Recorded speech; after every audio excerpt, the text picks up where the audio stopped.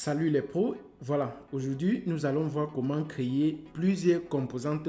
En fait, les composantes, si on prend notre cas pour notre application mini-bloc, ici nous allons voir comment créer notre tout premier bloc ou notre tout premier composante. Et surtout, il faut savoir que en gros, une application React est faite des composantes sous forme d'arbre généalogique. Si je parle bien, en fait, qu'est-ce que ça veut dire? Vous pouvez bien voir que pour notre cas ici, on aura besoin d'une composante pour le navbar. On aura une composante pour le contenu de nos articles et une autre composante pour le sidebar qui veut dire le menu de côté. Ici, ce qu'il faut retenir, c'est que vous voyez bien que ces trois composantes sont en fait comme les enfants de cette composante app. Et c'est la même chose si par exemple on voudrait ajouter d'autres composantes ici dans notre menu de côté. Si on veut ajouter peut-être deux composantes à l'intérieur, une composante qui gère les catégories et une autre composante qui gère les tags de notre bloc.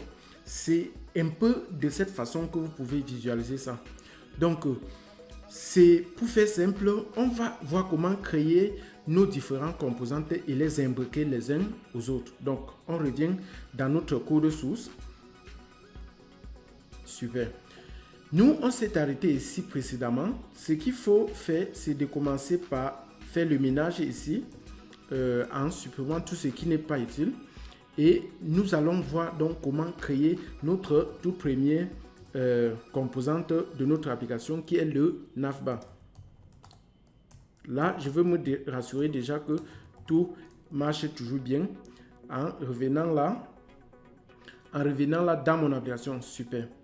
Donc, si je reviens là, ce qu'il faut faire, c'est d'aller dans notre dossier qui s'appelle source et créer un fichier qu'on va appeler ici navbar.javascript et c'est tout. Voilà, si vous vous rappelez de l'extension que je vous ai parlé dès le début appelée Simple Snipped React, voilà, il est temps de l'utiliser ici. Nous allons l'utiliser pour pouvoir générer notre composante en faisant juste sfn et on appuie sur Entrée pour créer ce qu'on appelle un Statelet Functional Component. Donc, ici, ce qu'il faut retenir, c'est que ça va créer une fonction JavaScript, mais en utilisant la syntaxe arrow function. Donc, et la seule chose qu'il faut faire, c'est de nommer notre fonction en appelant ici navbar. Et comme vous pouvez bien voir, il exporte directement notre fonction navbar de telle façon que nous pouvons l'utiliser ailleurs. Donc, on entre ici dans Return et on écrit le template, le JSX template de notre composante, juste en mettant peut-être un div et on appelle ici, bon, supposons que ici on veut créer notre nav avec un navbar, avec une classe navbar, comme vous pouvez bien voir là, et à l'intérieur, on crée un div et on utilise peut-être une balise A pour créer notre logo comme ceci.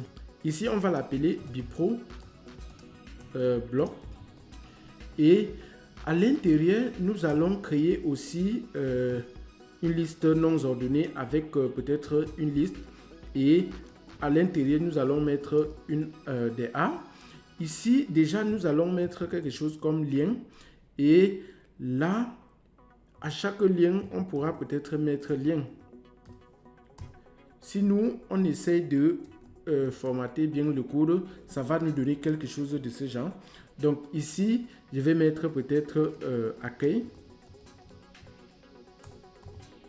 Accueil. Et si je répète ceci, je pourrais mettre peut-être notre lien qui va nous permettre de créer article. Créer article. Voilà. Je crois qu'on a fini avec le template de notre composante navbar. Et ce qu'il faut comprendre, c'est que notre composante a été déjà exportée en un fichier JSX. Et il nous faut faire afficher ça dans notre page. Donc, il va falloir l'imbriquer dans notre composante main. Ici, notre composante main, c'est cette composante app. Donc, là, pour l'imbriquer, nous allons mettre notre navbar juste au-dessus de notre contenu avec tout simplement, la première des choses, c'est d'abord l'importer on met tout simplement quelque chose comme import. Ici, on veut importer quoi? On veut importer navbar from. Là, on part à partir de la racine du projet et comme vous pouvez bien voir, ça nous propose directement.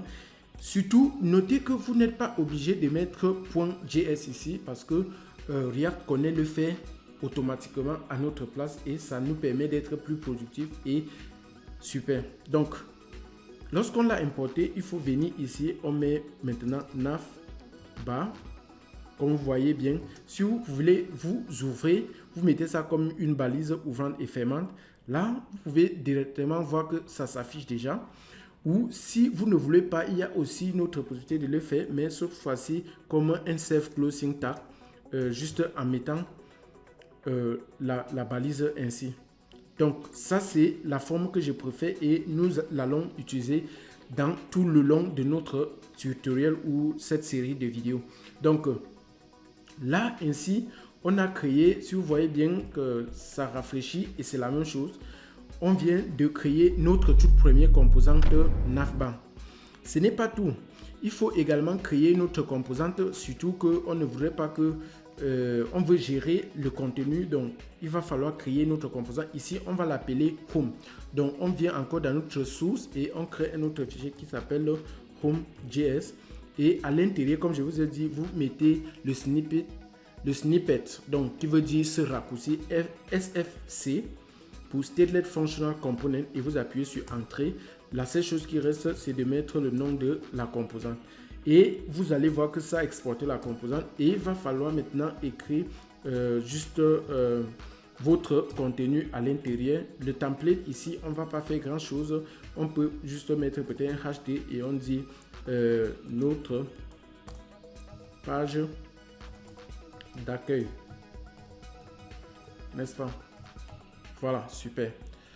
Ok, si nous on rentre là, rien ne s'affiche. Comment, qu'est-ce qu'il faut faire pour que ce template soit maintenant affiché ou render au niveau de notre application? J'imagine que vous savez. Donc on part juste dans notre fichier et là on voudrait que ça s'affiche ici à l'intérieur du contenu. Pour ça, on va d'abord effacer notre H1 le titre qui était là. Et la première des choses, c'est d'abord importer. Notre composante qui est home from quoi? Ici, on va l'importer juste en mettant le nom de notre composante comme vous savez bien. Et ici en bas, il va falloir écrire une balise, une self-closing, une balise qui se ferme seule. Et comme vous allez voir, ça va s'afficher. Bam. Donc, si vous regardez là, en inspection, vous voyez bien que notre classe est là et ceci à l'intérieur, ceci est bien à l'extérieur de notre contenu. Donc, basiquement, c'est un peu ça et c'est justement ce que nous allons faire dans les séries à venir parce qu'on aura besoin de plus d'autres composantes que les deux-ci qu'on vient de créer. Mais le principe reste le même. Il faut juste faire comme je vous ai montré. Si vous bon, astuce. Si vous essayez d'écrire peut-être, si je reviens là dans Home, si vous essayez d'écrire ceci et que vous mettez peut-être div, vous mettez Home, vous appuyez sur Entrée, rien ne se passe. Ça veut dire que vous n'avez pas encore activé Blade dans votre éditeur. Et pour le faire, vous partez juste ici dans Setting et puis vous partez dans Extension, n'est-ce pas? Non, vous partez dans Setting, vous partez dans Paramètres et vous cherchez ici Emmet. Vous allez voir bien Emmet s'afficher là. Vous cherchez juste cette partie qui dit Include Languages. Donc, vous partez ici, vous cliquez sur Ajouter un élément et vous mettez JavaScript et JavaScript React. Vous appuyez sur OK. Cette ligne va donc s'afficher là et vous serez capable, donc vous avez comme ça activé et mettre pour les applications React. Donc, j'espère que vous avez aimé ceci. Ce qu'il faut faire par la suite, nous allons voir comment créer